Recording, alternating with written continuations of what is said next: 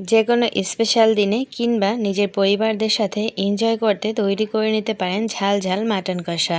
আসসালামু আলাইকুম, hi everyone, কেমন আছেন সকলে? আল্লাহর অশেষ রহমতে আমি বেশ ভালো আছি, আলহামদুলিল্লাহ।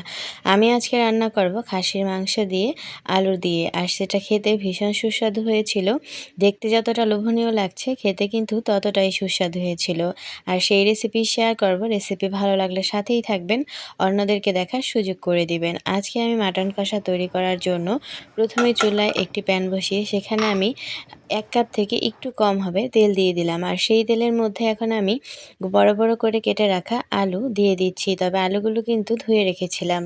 আলুর মধ্যে কোনো ধরনের লবণ কিংবা মরিচ কিংবা কোনো ধরনের রং কোনোটাই অ্যাড করিনি। এই শুধু আলুগুলো আমি এই গরম তেলের মধ্যে উল্টে পাল্টে নেড়েচেড়ে একটু লালচে করে ভেজে নিব। এই পর্যায়ে কিন্তু চুলার আঁচটা মিডিয়াম বা লো হিটে রেখে ভাজার দরকার নেই। সম্পূর্ণ হাই হিটে রেখে একটু রং আসলেই এগুলো আমি ভেজে নিয়ে উঠিয়ে নিব। এই যে দেখুন উপরে একটু রং চলে আসছে, এই পর্যায়ে আমি আলুগুলো উঠিয়ে নিচ্ছি। আলুগুলো উঠানো হয়ে গেলে এই একই তেলের মধ্যে আমি দিয়ে দিচ্ছি মশলা। দিচ্ছি এখানে তেজপাতা 2-3টি, দারচিনির টুকরো 2-3 টুকরো, এলাচ 3-4টি, দিয়ে দিচ্ছি লং 3-4টি। এগুলো হালকা ভেজে নিয়ে পেঁয়াজ কুচি দিয়ে দিলাম 1 কাপ পেঁয়াজ কুচি। আর এই মশলা খুব ভালো করে ভেজে একটু লালচে করে নিব। যখন এগুলো ভাজা হয়ে গেছে সেই পর্যায়ে এখানে অ্যাড করে দিচ্ছি আমি আদা বাটা, রসুন বাটা 1.5 টেবিল চামচ করে। এবার এই আদা রসুনটাকে খুব ভালো করে কষিয়ে নিব। এই পর্যায়ে পানি দেওয়ার দরকার নেই, তাহলে কিন্তু আদা রসুনটা ভাজা হবে না। যখন আদা রসুনটা খুব ভালো করে কষানো হয়ে যাবে বা ভাজা হয়ে যাবে সেই পর্যায়ে পানি অ্যাড করে দিচ্ছি 1/2 কাপ। পানি দেওয়া হয়ে গেলে একটু মিক্সড করে নিয়ে এখানে গুঁড়া মশলাগুলো অ্যাড করে দিচ্ছি।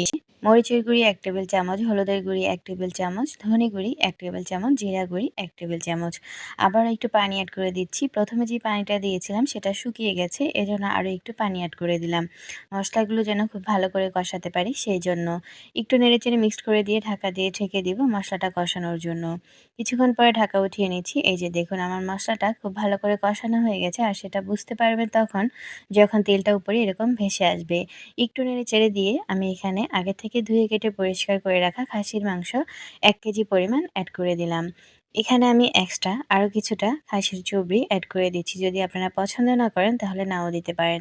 টক দই দিয়ে দিলাম 1/4 কাপ, এটা আমি ঘরে বানিয়ে রেখেছিলাম সেটাই দিয়ে দিলাম। সেই সাথে এখানে স্বাদ অনুযায়ী লবণ দিয়ে দিচ্ছি। এবার এগুলোকে খুব ভালো করে মশলার সাথে মাখিয়ে নিব।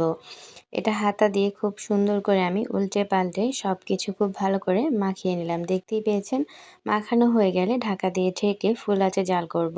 ফুল আঁচে কিছুক্ষণ জাল করার পরে এরকম বলক চলে আসছে যখন, তখন আমি ঢাকাটা উঠিয়ে আবার একটু নেড়েচেড়ে উল্টে পাল্টে দিব। আর এখানে অ্যাড করে দিচ্ছি 1 চা চামচ পরিমাণ পাপরিকা পাউডার। এটা অপশনাল, যদি না থাকে না দিলেও হবে। এবার এগুলোকে খুব ভালো করে এই মাংসের সাথে মিশিয়ে নিয়ে ঢাকা দিয়ে ঢেকে মিডিয়াম আঁচে জাল করে নিব 40 থেকে 45 মিনিট। তবে এর মাঝখানে কিন্তু ঢাকা উঠিয়ে মাঝে মাঝে আমি নেড়েচেড়ে দিব। সব ভিডিও শেয়ার করা যায় না, তাহলে ভিডিও অনেক বড় হয়ে যায়। এবার আমি চলে আসলাম 40 থেকে 45 মিনিট পর, ঢাকাটা উঠিয়ে নিচ্ছি। দেখুন বেশ ভালোভাবে এগুলো রান্না করে নেওয়া হয়ে গেছে, আর এই ঝোলটাও কমে এসেছে, তেলটা এরকম উপরে ভেসে উঠেছে। সেই মুহূর্তে আমি এখানে অ্যাড করে দিচ্ছি ভেজে রাখা আলুগুলো। এই আলুগুলো দেওয়ার পরে এবার চুলার আঁচটা ফুল আঁচে রেখে আমি ঢাকা দিয়ে ঢেকে জাল করব 2-3 মিনিট।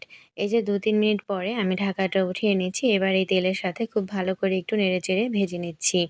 এগুলো ভেজে নেওয়া হয়ে গেলে আমি এই পর্যায়ে প্রয়োজন মতো পানি অ্যাড করে দিচ্ছি। যে যেরকম ঝোল রাখতে চান সে সেই বুঝে পানিটা অ্যাড করবেন। আমি একটু মাখা মাখা রাখবো, তাই এখানে আমি 2 কাপ মতো পানি অ্যাড করলাম। পানিটা অ্যাড করা হয়ে গেলে একটু নেড়েচেড়ে মিক্সড করে নিয়ে ঢাকা দিয়ে ঢেকে দিব। আর মিডিয়াম আঁচে জাল করে নিব 10 থেকে 15 মিনিট। এর মধ্যেই কিন্তু ঝোলটা আমার কমে আসবে। এই যে দেখুন চলে আসলাম 10 থেকে 15 মিনিট পরে, আমি ঢাকাটা উঠিয়ে নিচ্ছি।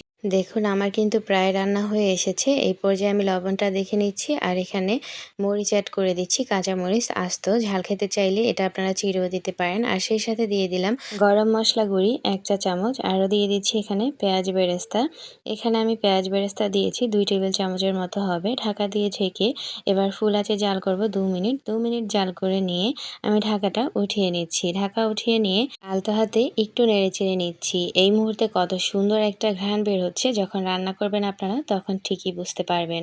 চুলার আঁচটা এবার বন্ধ করে দিয়ে আমি ঢাকা দিয়ে ঢেকে দিব আর অপেক্ষা করব এই তরকারিটা একটু ঠান্ডা হওয়ার পর্যন্ত। তবে এই তরকারিটা আমার কাছে সাদা ভাতের সাথে সবচেয়ে বেশি টেস্ট লাগে। তরকারিটা দেখে যেন চোখেই শান্তি লাগছে এমন একটা অবস্থা। আমি এই তরকারিটা এখন একটা বাটিতে নিয়ে নিব। তবে দেখুন আপনারা ভেতরটা কতটা ঘন হয়েছে। এই ঝোল দিয়ে যদি সাদা ভাত দিয়ে মাখিয়ে খাওয়া যায় তাহলে আর কি লাগে।